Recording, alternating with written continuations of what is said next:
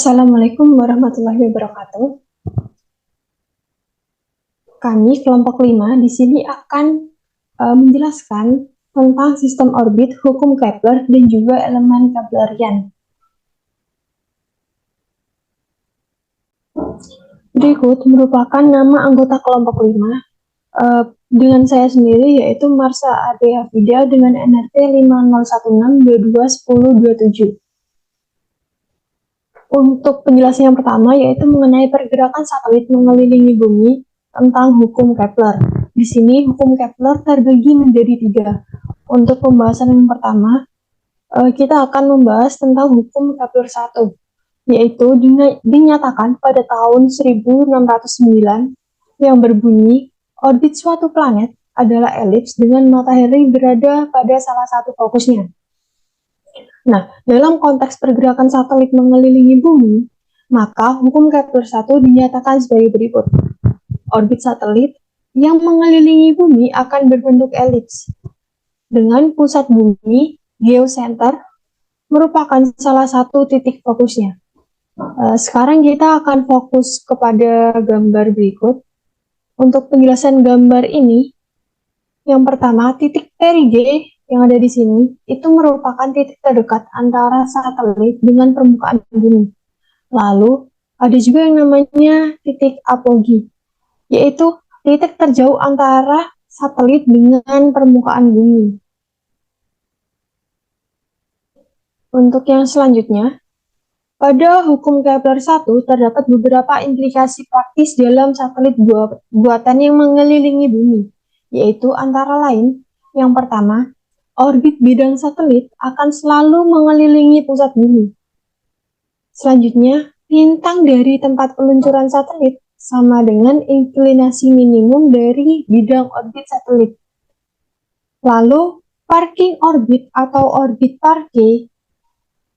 parkir itu dibutuhkan untuk satelit orbit yang inklinasinya lebih rendah dari lintang tempat peluncuran.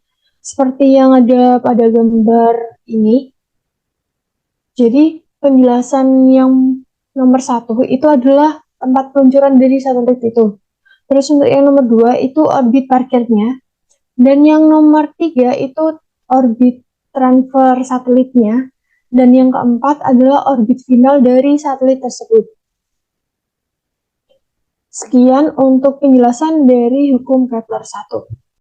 Assalamualaikum warahmatullahi wabarakatuh. Perkenalkan, nama saya Selvi Putri Fitrianti dengan NRP 50162111102. Pada kali ini saya akan menjelaskan hukum Kepler 2. Hukum Kepler 2 dinyatakan pada tahun 1609 dengan bunyi garis dari matahari ke setiap planet menyapu luas yang sama dalam waktu yang sama. Untuk satelit yang mengelilingi bumi, maka hukum Kepler 2 ini dapat dinyatakan sebagai garis dari pusat bumi ke setiap satelit menyapu luas yang sama dalam waktu yang sama, seperti yang diilustrasikan pada gambar tersebut. Jika T2 minus T1 sama dengan T4 minus T3, maka besar A sama dengan besar B.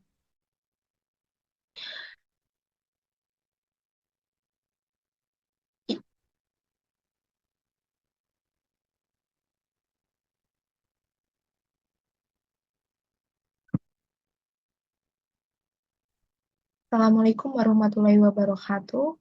Perkenalkan, nama saya Selvi Putri Fitrianti dengan NRP 50162111102. Pada kali ini saya akan menjelaskan mengenai hukum Kepler 2. Dinyatakan pada tahun 1609 berbunyi garis dari matahari ke setiap planet menyapu luas yang sama dalam waktu yang sama.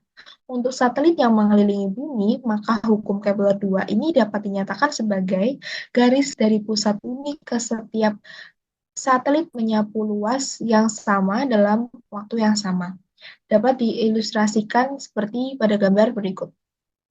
Di mana jika T2 minus T1 sama dengan T4 minus T3, maka besar A sama dengan besar B. Secara analitis, hukum Kepler 2 dapat dijelaskan dengan persamaan delta A per delta T sama dengan pi AB per T, di mana A adalah sumbu panjang dan B adalah sumbu pendek dari orbit satelit yang berbentuk elips dan T adalah periode orbit. Dan selanjutnya ada beberapa implikasi praktis dari hukum Kepler 2 dalam kasus satelit buatan yang mengelilingi bumi, yaitu yang pertama, kecepatan satelit dalam orbitnya tidak konstan, dengan kecepatan minimumnya adalah di apogee dan maksimumnya adalah di perigee. Yang kedua, karena percepatan di perigee adalah maksimum dan juga densitas atmosfer relatif terbesar, karena lokasinya paling dekat dengan permukaan bumi.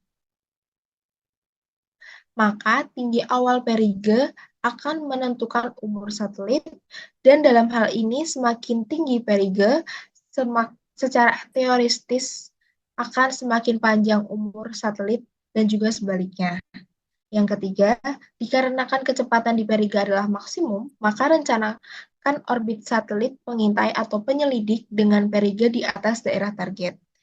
Dan yang keempat, dikarenakan kecepatan di apogee adalah minimum, maka rencanakan orbit satelit telekomunikasi dengan apogee di atas target. Sekian, terima kasih.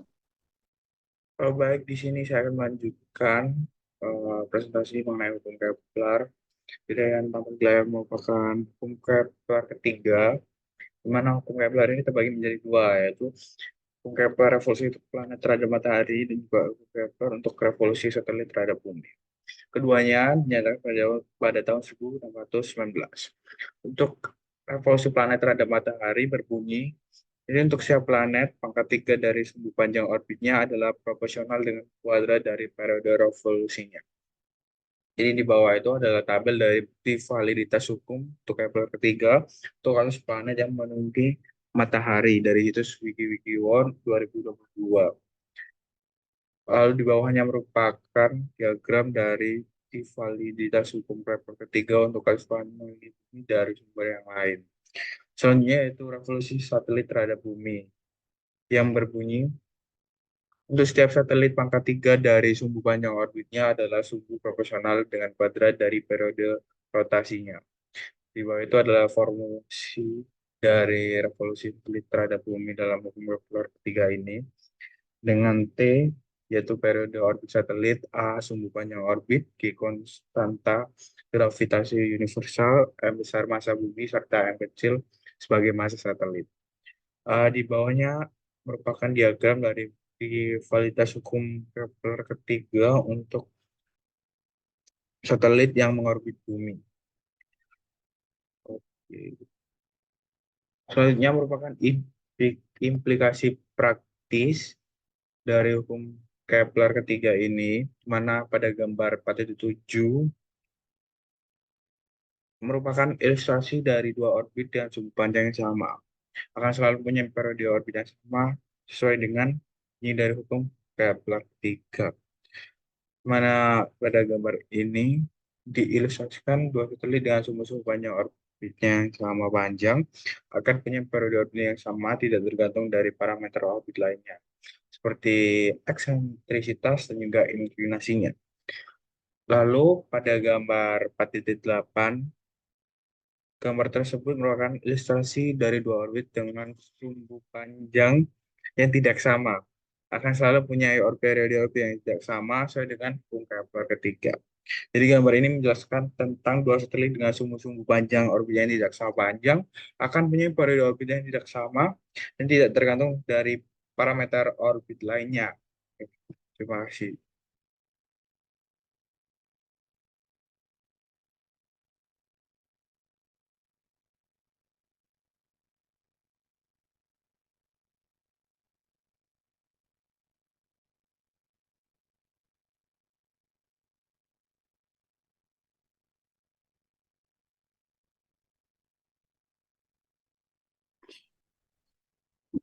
Saya akan melanjutkan presentasinya. Perkenalkan, nama saya Yuswa Zahra, NRP 5016-221028. Nah, kemudian hukum Newton ada 3, di mana yang pertama, tiap benda akan berada dalam keadaan diam atau gerak lurus teratur. Hukum Newton 2, di mana laju perubahan momentum dari suatu objek adalah sebanding dengan gaya yang diberikan dan dalam arah yang sama dengan gaya tersebut. Berikut merupakan rumus dari hukum Newton 2, di mana F adalah vektor yang bekerja, M adalah massa benda, V adalah kecepatan, dan A adalah percepatan. Kemudian ada hukum Newton 3, di mana untuk setiap aksis selalu ada reaksi balik yang besarnya sama. Next. Kemudian terdapat hukum gravitasi Newton, di mana setiap partikel massa di alam semesta akan menarik partikel massa lainnya dengan gaya yang sebanding dengan perkalian massa partikel-partikel tersebut, yaitu M1 dan M2, dan berbanding terbalik dengan kuadrat jarak antar keduanya, yaitu R. Berikut merupakan rumus dari hukum gravitasi Newton. Next. Nah, berdasarkan hukum Newton tadi, yang terjadi adalah tarik-menarik tidak hanya satelit dengan bumi, tetapi juga antara bumi dengan benda-benda langit lainnya seperti bulan dan matahari. Nah, vektor percepatan satelit, yaitu A, akibat gaya tarik bumi dirumuskan sebagai berikut, di mana M adalah massa bumi, R adalah vektor posisi geometrik satelit, Gm adalah koefisien gravitasi standar bumi. Nah, berikutnya di sini saya menjelaskan tentang elemen Keplerian. Jadi elemen Keplerian itu adalah elemen yang menyatakan ukuran, bentuk, dan orientasi orbit suatu satelit yang mengelilingi bumi, serta lokasi satelit dalam orbit. Elemen Keplerian dibedakan menjadi 6. Yang pertama ada ascending node. Jadi yang dimaksud dengan ascending node itu dia sudut geometrik pada bidang ekuator antara arah ke titik semi dan arah ke titik nodal. Kemudian ada inklinasi orbit atau sudut antara bidang-bidang orbit satelit dan bidang ekuator. Kemudian argument of perigee atau sudut geometrik pada bidang orbit antara arah ke titik nodal dan arah ke perigee. Kemudian ada sumbu panjang dari orbit satelit, eksentrisitas, dan juga anomali sejati.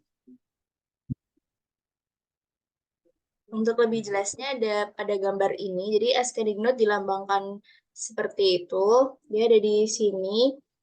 Dia menyatakan sudut geometrik pada bidang ekuator antara arah ke titik semi dan arah ke titik nodal. Titik nodal ada di sini.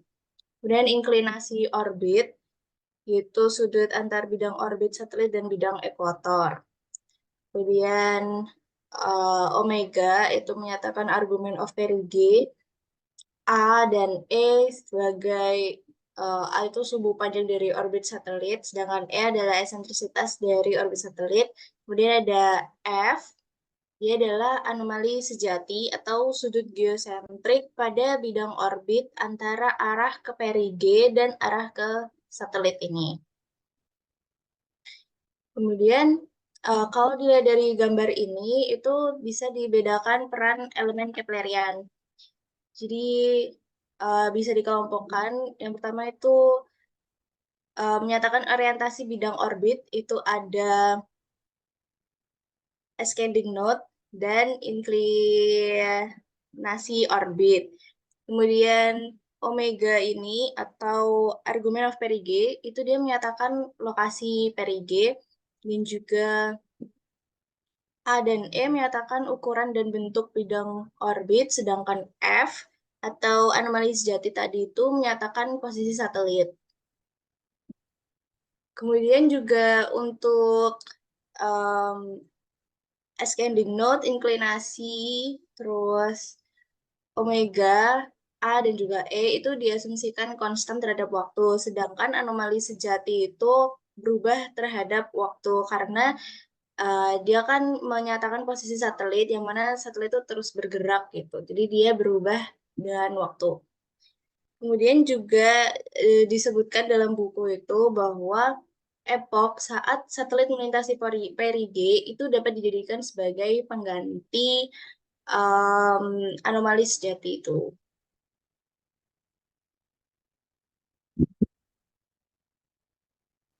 Baik, selanjutnya berkaitan dengan elemen anomali. Jadi terdapat 3 jenis anomali dalam konteks orbit Keplerian. Yang pertama yaitu anomali sejati atau F, kemudian ada anomali menengah atau M yang merupakan pendefinisian matematik. M sama dengan 0 derajat di perigi dan kemudian membesar secara uniform dengan kecepatan 360 derajat per putaran. Kemudian yang ketiga terdapat alumni anomali eksentrik atau E. Nah, dari ketiga anomali ini memiliki nilai 0 ketika satelit melintas di perigi. Kemudian, secara matematis, ketiga anomali, yaitu anomali sejati, anomali menengah, dan anomali eksentrik ini dapat terhubung dengan rumus berikut.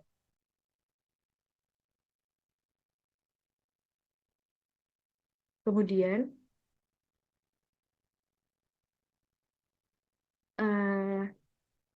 untuk anomali sejati dan anomali eksentrik dapat dinyatakan sebagai fungsi dari anomali menengah sebagai berikut. Jadi dengan menggunakan kedua persamaan ini dapat dihitung nilai dari F dan E dari M secara iteratif. Jadi perlu dicatat bahwa ketiga anomali ini merupakan memiliki nilai 0 ketika satelit berada atau melintas di perigi. Next.